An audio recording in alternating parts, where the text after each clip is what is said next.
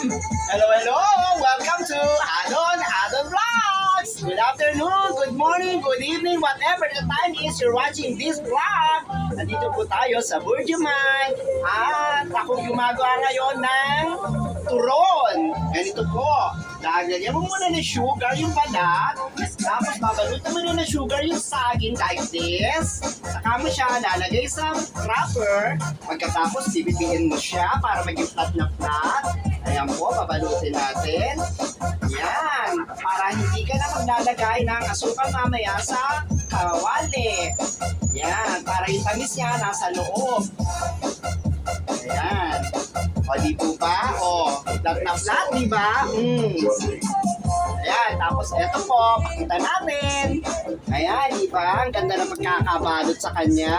Katulad ko, kasing ganda ko yung binabalot ko, di ba? O, lalagyan ulit natin ng asukal.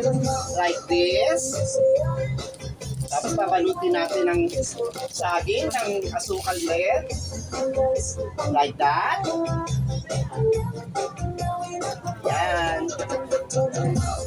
Siyempre po, titiyakin natin malinis ang ating gawa dahil meron tayong gloves, meron tayong net. Yan.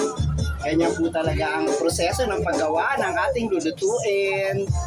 Ayan, di ba? Oh, tapos para siya mag-lock, eto, meron tayong cornstarch na binasa para hindi siya bumuka pagluto mamaya.